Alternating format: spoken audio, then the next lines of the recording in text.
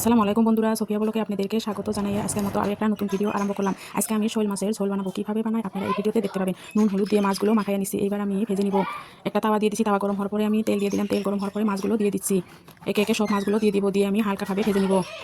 আপনারা কেমন আছেন বন্ধুরা? আশা করি ভালোই আছেন। আল্লাহর রহমতে আপনাদের দোয়া আলহামদুলিল্লাহ আমিও অনেক ভালো আছি। আমি হালকাভাবে মাছগুলো ভেজে নিব। যেহেতু আমি এই মাছগুলো ঝোল বানাবো, সেই জন্য অত কড়া করে ভাজার দরকার নাই। হালকাভাবে ভেজে নিলে হবে।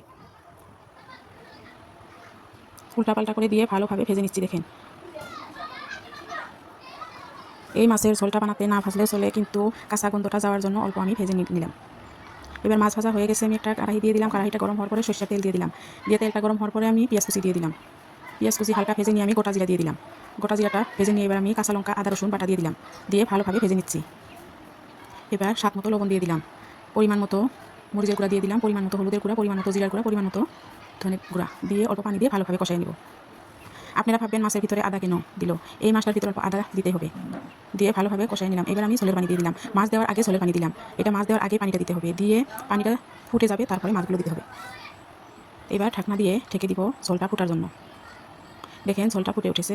এইবার আমি মাছগুলো দিয়ে দিব। একে একে সব মাছগুলো আমি দিয়ে দিব। এইভাবে আপনারা একবার হলেও বাড়িতে বানিয়ে খাবেন। ঘরোয়াভাবে আমি শোল মাছের ঝোলটা বানাইলাম।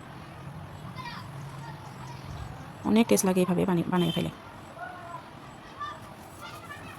সব মাছগুলো আমার দেওয়া হয়ে গেল। এইবার আমি ধনে কুচি দিয়ে দিলাম। বিলাতি ধনে পাতা এগুলো দিয়ে দিলাম। এবার মাছের ডিম আসিল সেগুলো দিয়ে দিলাম। দিয়ে ভালোভাবে জাল দিয়ে নিব। একবার ঢাকনা দিয়ে ঢেকে দিয়েছিলাম, আর ঢেকে দিতে হবে না। এবার ঝোলের পানি অল্প শুকাইলে মাছগুলো হয়ে যাবে। অল্প ঝোলটা শুকাই নিতে হবে। এবার আমি ভাজা জিরার গুঁড়ো অল্প দিয়ে দিলাম।